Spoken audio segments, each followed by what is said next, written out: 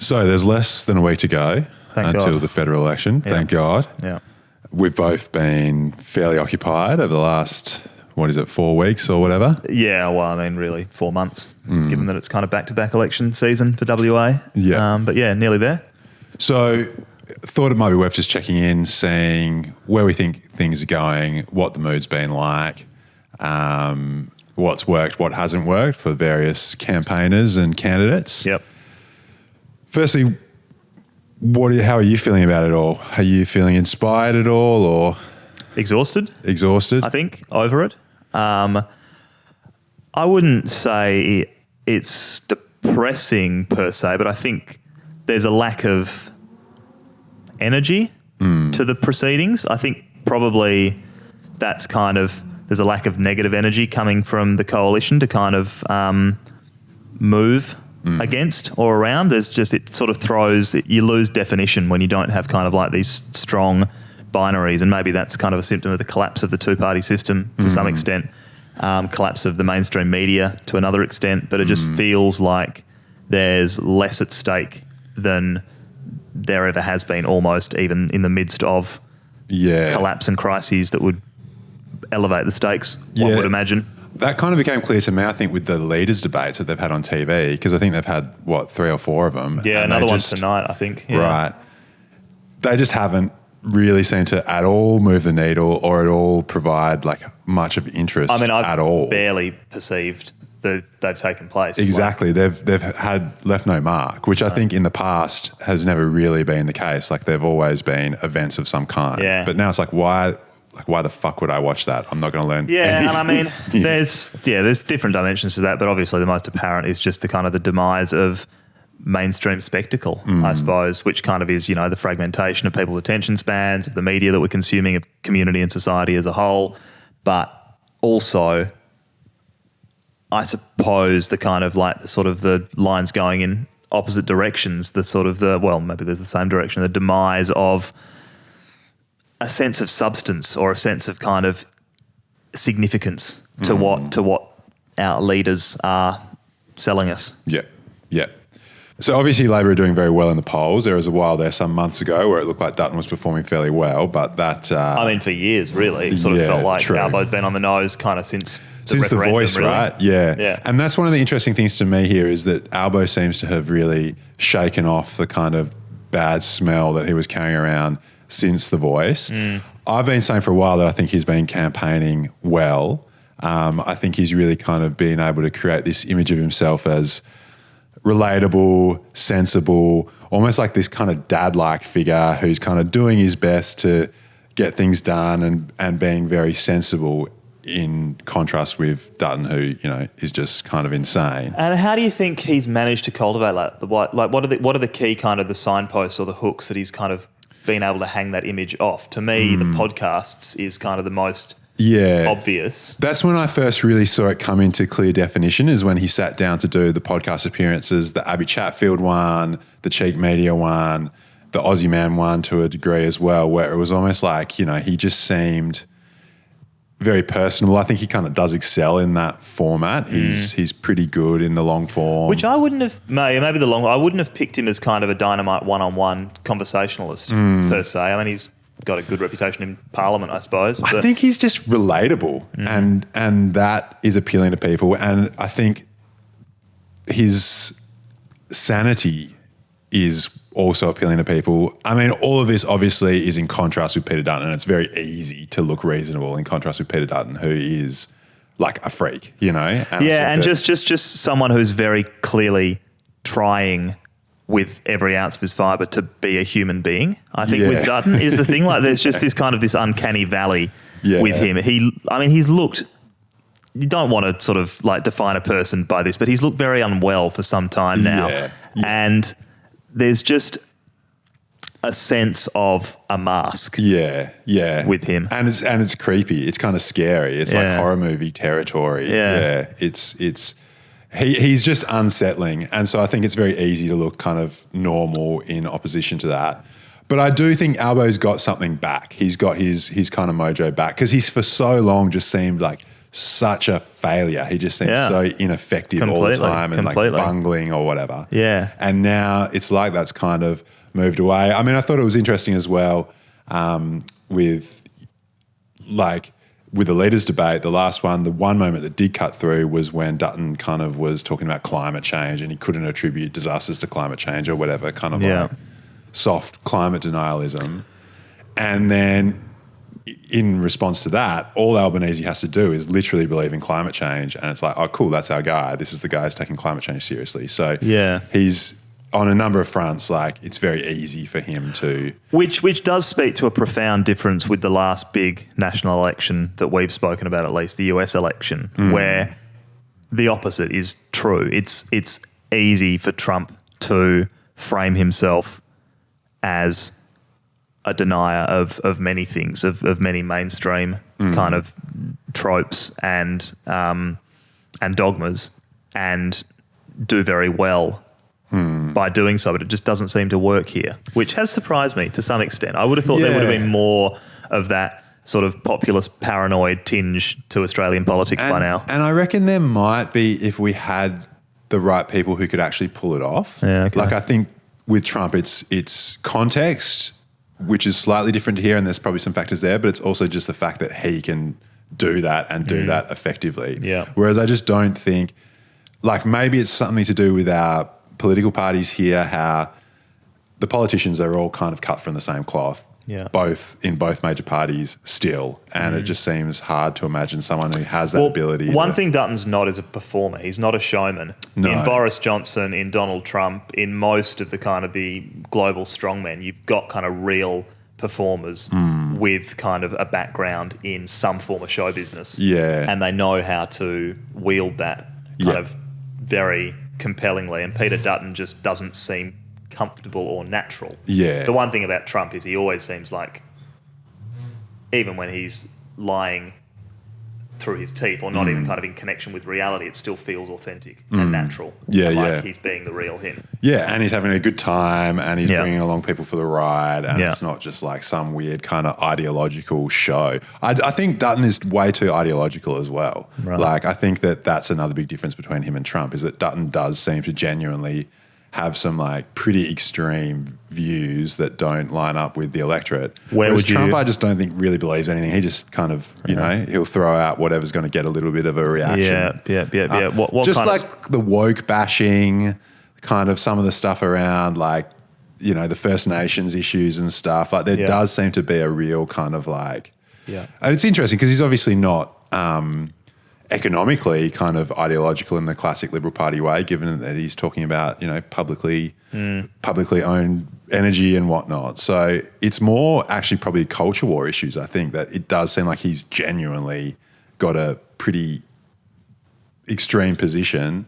And then obviously also, I think the one sort of binary that this election has been able to define itself against is the global position of the US and the instability and sense of chaos, of kind of collapse, of just general sort of don't want to touch that, that I think has enabled Labor to define themselves as the party of sense and stability and strength in the kind of, there's a craving for some kind of normality, I suppose. Like people don't want to go down that path. Yeah, an old-fashioned, conventional kind of strength of which just I like you know where you stand. Is very Australian. It's kind of it's no fuss. It's common sense in a kind of a very sort of like downbeat, downplayed kind of way. Yeah, and I think Albo can do that kind of sort of. It's fairly small target, but it's also kind of it's pretty secure. It's pretty solid. Yeah. Yeah, it would have been interesting to see what would have happened if the elections had been the other way around, if ours had been first, whether people's appetite for something a bit more extreme might have been out there. But I think also it's proven the sense of waiting as long as they could, or almost as long as they could. I mean, and that wasn't really their call, but I do wonder whether they'd run for a sort of short, sharp campaign ending in mid-April, whether we would have had time for this to kind of unfold to the extent that it has. Maybe we would have. I mean, it's been around for a while now, as you've said.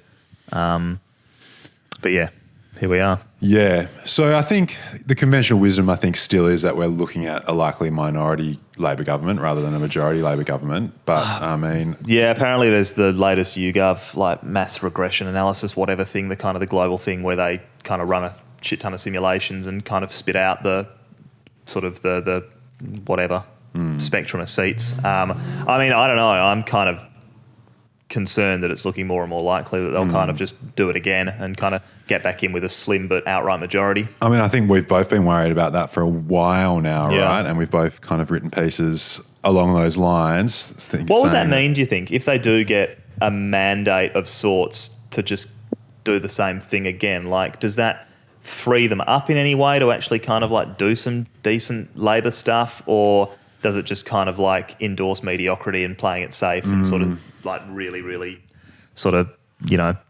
centrist sort of nothing? Yeah, I mean, who knows? And I mean, there's already talk of Albo having his eye on a third term, so I guess there's also that looming as well. I mean, I'd like to believe that it makes them be a bit more ambitious, but time will tell. Yeah. And then again, I mean, if it's a minority government but they only come up a couple of seats short, it's probably not too challenging to find either the Greens or a couple of kind of friendlier independents who are pretty happy to kind of to get some small stuff in exchange for locking it in nice and quick. So yeah, we'll see. The kind of the creative chaos that was looking quite likely is waning. But I mean, who knows? The polls can't be trusted. Yeah, who knows? And I do actually have a sense that like the Teals are going to do maybe a bit better than people are expecting them to do. I reckon that they'll pick up more and people might be a bit surprised. I mean, we'll see in a week's time. Yep. But I mean, certainly I think in WA at least, all three of them are contenders. I think Cheney's... Right, okay, well, the three that I'm paying attention to. Yeah. I mean, I think Cheney's going to win again is my sense. I reckon that... I heard a whisper yesterday that the Libs have kind of given up on Curtin and are diverting resources elsewhere. Yeah, well, just, I mean, the little bit of time that I've spent in Curtin last week, like, you know, very vibes-based, but just driving around and seeing people out on the streets waving around placards and just seeing the number of Cheney road signs and just also getting a sense that, like, yeah, there's still that sense that was there very strongly in the last election that, like, the Libs were, like, just unpalatable. I think that still exists, even with ScoMo gone. Yeah. Some of the preferencing I don't think helps there. I saw that Cheney was making a bit of a big deal about the Libs preferencing One Nation. Right. Which, you know, I think makes sense. So, yeah, I don't think Tom White has successfully managed to distance himself from the Liberal brand. Well, he's another kind of weird sort of AI-generated kind of monster of a different stripe and something like. I mean, that's not very nice to say, but it's just there's something slightly uncanny about him still in a different way to Dutton. I mean, Uber execs do seem like something out of a kind of science fiction. Yeah, I saw him slinging his kind of his coming of age story yesterday, talking about making $6 an hour kind of on his first job, and I'm pretty sure it was at Kitchen Express, kind of by Swanbourne train station. Right. So it's kind of it's fairly upper crust. Kind of, you know, rags to riches. Yeah. And what about Dr. Sue down south? You reckon? I reckon Dr. Sue's in with a chance. Look, everyone I speak to from down there is talking about her. I mean, I think Ben Small, the Lib guy down there, apparently has been like almost entirely absent from in-person campaigning, which seems pretty weird. I mean, they've been pumping resources in and they've been running plenty of hit jobs in the media, and attack ads and stuff. So, which makes you think that they're worried. So, I think Dr. Sue's a chance. I mean, I think Kate Hewlett in Freo here is an outside chance as well. Yeah. So time will tell. And then, I mean, I guess there's the Greens. And I mean, I think you kind of wrote a couple of weeks ago about how you thought that maybe some of the Greens could be more ambitious with their messaging. And interestingly, for the first time today, I saw a video that Sarah Hanson-Young posted either yesterday or today, it being Sunday morning now, where she acknowledged that Dutton's done. She said, she said something to the effect of, "We've kept him out," past tense. The caption on the post still referred to "we're keeping him out" or whatever it might be, but there was from the upper echelons of the Greens leadership the first acknowledgement that it's basically over for Peter Dutton and the coalition. And that's, the first plank of their policy in the second half is kind of some sort of slightly vaguer aspiration to Make Labor act. Yeah, exactly. Yeah. I wonder if they're wishing that they'd been a bit more ambitious from the go. I wonder if they're wishing they'd been. I mean, I don't know. I mean, maybe alternatively they feel there's an opportunity for them to claim it as kind of vindication of the strategy. Pluck a low hanging piece of fruit and cling to it. Yeah. It doesn't. I mean, there's certainly a lot of anti-Dutton sentiment in the community, for sure. It's easy to tap into, So maybe it works. Maybe. I just think, to me, if the Greens want to be a serious force, which I think they should aspire to be, then maybe they need to offer a vision that is a little bit more they're engaging. being way too nice to Labor. Way too nice. Exactly. They're letting them off super easy. They're providing plenty of distance between them and the Libs. Sure, obviously it exists. Their policies are not the same, the two major parties, but on certain core fundamental issues that should be absolute bread and butter for the Greens and are, like the Northwest Shelf, like AUKUS in WA, responses to the housing crisis. There's daylight between the Greens and the two major parties, but it sometimes feels like they're trying to pull Labor to them while Albo spends every breath in his body, blowing them away as hard as he can. Yeah. I mean, I think that if I were the Greens, what I'd be wanting to do is wherever possible put Labor and Liberal in the same category. And I think the risk that they're running is that in the public imagination, the Greens and Labor are continually put in the same category. Yeah, it's ever been thus. That's been the case for 10, 15 years. I mean, Tony Abbott ran his entire campaign on that central premise and message, and it just feels a bit they're stuck in the past. Even with the primary focus on Dutton, it just feels like the ship sailed on that. The guy's done, and he's not providing enough definition to push against. Albo's providing plenty, at least if you put him in the same box as Dutton on the issues that make sense to. Yeah, and I think going back to that populism, which hasn't really been tapped into or expressed here to the way that one might have expected. The Greens are the people who are in the best position to do that, I think, and do it really well in certain contexts. They do it, and some of them particularly do it really well. I think Max Chandler-Mather does it really well. He'll romp back in, probably partly as a result. But I just think that they could be pushing further in that direction, and there's pretty fertile ground there, and that they could.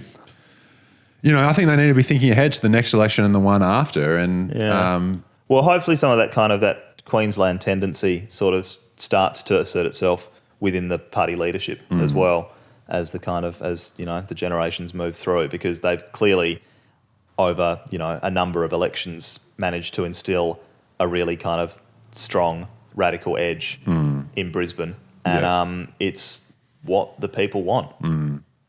Love them or loathe them, they know who you are and what you stand for. Yeah. And for all that, Albo's going to get off pretty easy this Saturday, by the look of it. I still think no one's really buying what either major party's selling. No. One thing that I found curious is that the voting numbers are so up in terms of the pre-poll and the early voting. Yeah. Obviously, people are wanting to vote early. Do you have a sense of why that might be? Yeah, to get it over with and switch off. So they don't have to pay attention any longer. I think there's a lot of older people who still feel some sort of civic duty to dispense their democratic duties, and that means engaging to some extent with the context and material. Yeah. And I think if they can do that and stop doing that 2 weeks out from election day, that's a fortnight. They don't have to put up with any of this shit, is my strong read. Yeah. I don't think it's a sign of engagement and excitement to vote. No. I think it's a fucking get this out the way so I can think about other stuff that I'm far more drawn to. Yeah.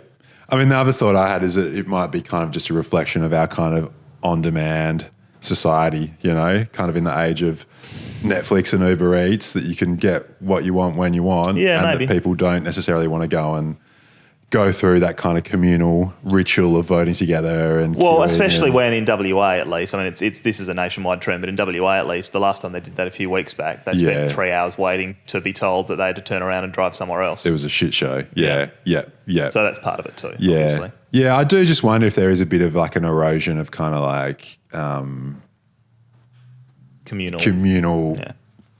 rituals and being together and, doing things, taking pride in doing things together. Maybe it's part of a trend in that direction. Well, I guess we'll check in again once it's all done and we can have a look at the mop-up. Same time next week or soon after and see whether our direst predictions came true. Yeah, time will tell. Yeah, All right, cool. cool. Cheers. See ya.